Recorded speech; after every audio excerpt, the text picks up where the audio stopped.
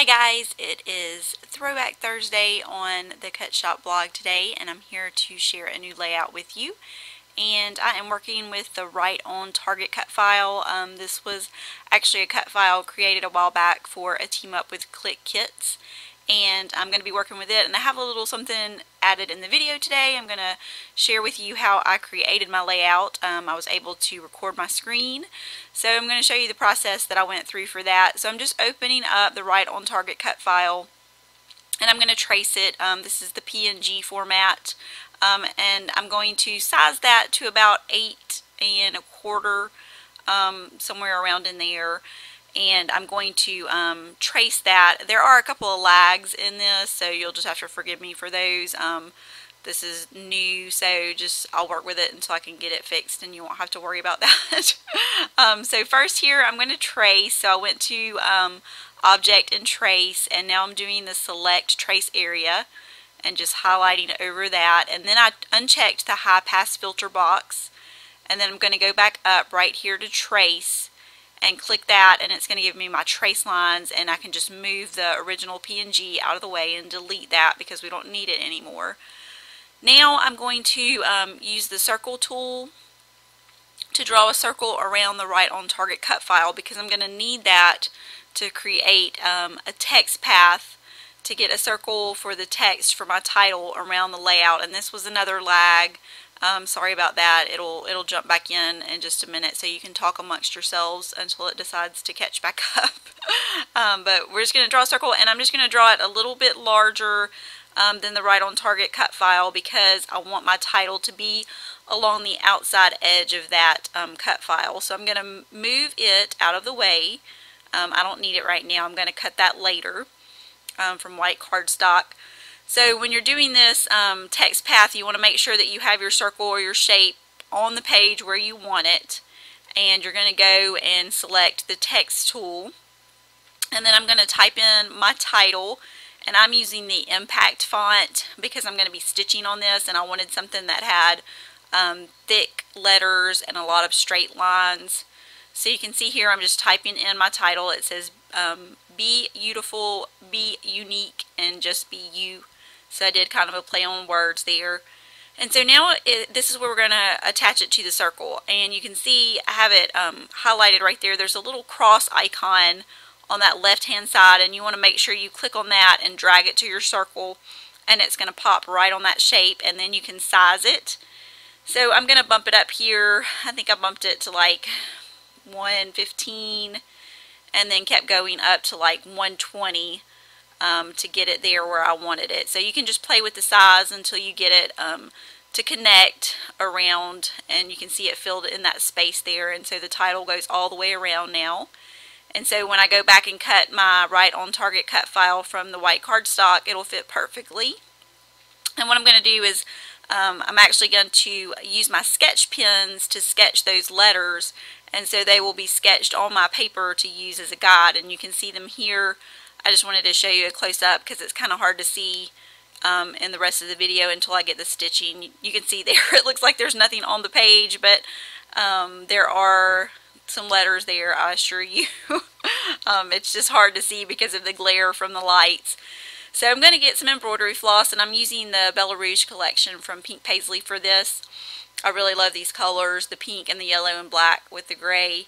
So I'm pulling out the same color scheme with my embroidery floss, and I'm going to use my paper piercer to go around, and I'm just going to do a little section here on one of the letters, because you might be watching me for like hours and hours on end stitching and poking holes. So I'm just going to do that B right there for the Be Beautiful. And I actually do change out the embroidery floss because I had that hot pink color and didn't like it, and remembered that I had more of a peach kind of orange color that went along more with that Pink Paisley collection. So I actually go back in and pull it out. And I'm dividing my embroidery floss because I don't like to use the full strand because it's really thick. So I'm going to get my needle threaded with that and just start doing a back stitch there on the letters. And I'm sorry for my camera. I don't know why it kept going in and out of focus. I think it was temporarily possessed and didn't want to focus. So it doesn't do that the whole video, I promise. There was just something about this part with the stitching, maybe because I was moving so much that it didn't like. But you get the idea for the stitching, and I'm just going to stitch down that one little side right there. And I'm going to finish it up because each of the words will all be stitched in a different color. But I'm going to do you in each one of the phrases in the black embroidery floss, just so it kind of stands out, and get those mix of colors from the different color embroidery flosses around the page. And so you can kind of see there a little bit of the stitching. And now, voila, it's all done. The magic of video. So now I'm going to take my right on target cut file. I cut that from white cardstock because I want the white on white look. And now I'm just going to go through and get some of the pattern papers from the Bella Rouge collection, and I'm going to back those sections. I'm only going to do 3 here because this takes a little while also. Not a super long time, but enough that you don't want to sit and watch me back each one of those sections with pattern paper. And I'm just kind of mixing those. I doubled up on the patterns because I didn't have enough individuals to go around for each section. So I just used probably each of the patterns twice, or most of them twice, and I put the patterns together that contrasted. I didn't want the same colors right next to one another. So you can just see I'm adding those with my Zig pen. I like to use the liquid adhesive for little small areas like that. It helps it stick. And I'm just kind of guessing. You can see how I'm cutting, just fussy cutting there, and then once I get those edges, and just cut the edges off at the top. It's an easy and quick way to fill in those spaces. And so here's the last one. I'm going to do the yellow polka dots. And it went pretty fast. It didn't take a long time to do that, because once you get some of those going and you go back and do that the second section with the same color, you kind of have that angle already cut, so it's already lined up there on one side for you. So you just have to pretty much cut that other side to get it to go in your spot. And so now you'll see I have all of those filled in, and so I'm going to add the right on target cut file right there in the center of the title, and the colors all work perfectly together.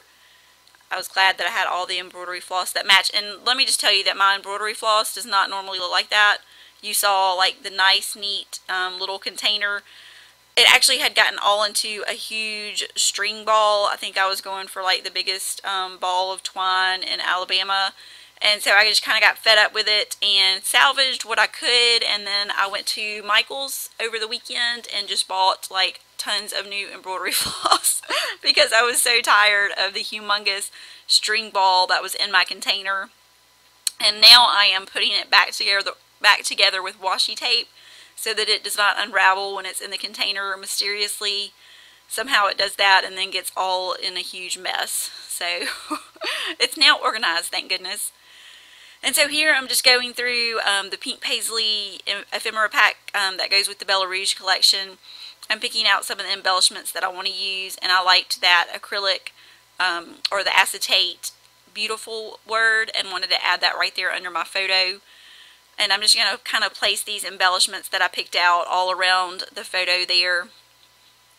I just wanted to fill in some of that space, and I didn't want to add a whole lot because I wanted the pattern paper on the right on target cut file to show through, and obviously didn't want to cover up any of the title after I spent so much time stitching those. So most of my embellishments are going to be clustered there around the photo, above and below. I'm just getting all those in place, and I actually pretty much keep this one simple. I don't add any color shine or anything like that. I didn't want any wet medium on this one because I didn't want it seeping into the thread to the embroidery floss and kind of making a mess. So I debated on that for a second, and then I was thinking, no, I'm just going to go with no color shine on this one. Better to be safe than sorry. So I'm just getting a few more of those in place.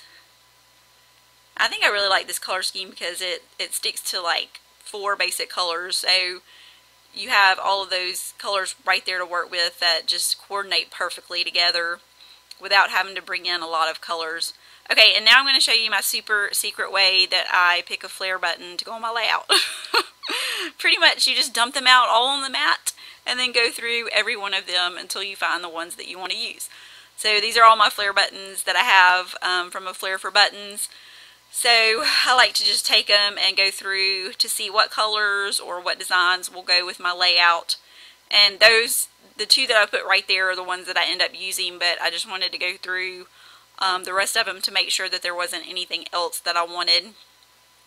So I decided just to go with the black arrow, and the pink one just has kind of the alphabet on it in a light pink color that really matched that collection pretty closely.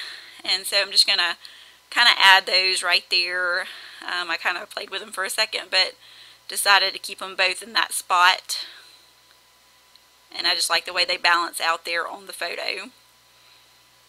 And so I'm going to add some enamel dots, and then that'll pretty much be the end. I do add a couple of butterflies that I fussy cut from one of the pattern papers, and you'll see that on the finished layout here at the end. You can stop by the Cut Shop blog to see more layouts, and also for a link to the shop. And I'll also post a link here in the show notes for the shop. And we'd love for you to come and take a look at all the cut files that are available. So thanks for watching this week. See you next time.